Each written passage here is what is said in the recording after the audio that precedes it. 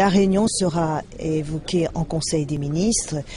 On ne peut pas à la fois soutenir le projet qui a été celui de La Réunion, de classer La Réunion au patrimoine mondial de l'UNESCO et ne pas prendre toutes les dispositions pour préserver ce site naturel qui est remarquable puisque vous savez qu'il y a des espèces endémiques qui sont à La Réunion et qu'il faut absolument protéger. Et le coût d'un dash, vous le connaissez, il n'est pas envisagé d'immobiliser un appareil de ce type à La Réunion. Par contre, il faut, grâce à ce plan national, prépositionner des moyens nationaux pour que lorsqu'il s'agit d'intervenir, nous puissions le faire dans des délais très courts. L'État, s'agissant des moyens qu'il fallait mettre, a montré que par rapport à ce caractère exceptionnel du feu, des moyens considérables ont été mis en place. Je vous rappelle que c'est plus de 400 personnels de la sécurité civile qui ont été mobilisés à une certaine période et que plus de 150 personnels avec 16 tonnes de matériel sont arrivés de métropole. Et rien que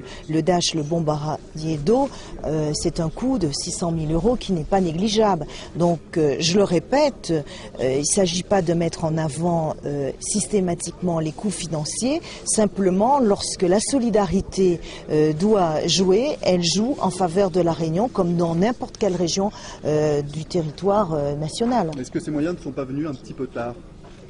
Écoutez, on pourrait toujours faire mieux, on peut toujours s'améliorer. Ce qu'il faut aussi reconnaître, c'est que par rapport à cet incendie, nous avons évité quand même le pire, puisqu'il n'y a pas eu de victimes, et ça montre le professionnalisme des équipes qui étaient mobilisées. En tout cas, je veux leur rendre hommage au nom du gouvernement, et avec mon collègue Brice Hortefeux, nous sommes particulièrement sensibles, et nous avons suivi cela de près en considérant que vraiment le personnel a fait preuve d'une grande détermination et d'un engagement et d'un professionnalisme qu'on peut saluer et qui est remarquable.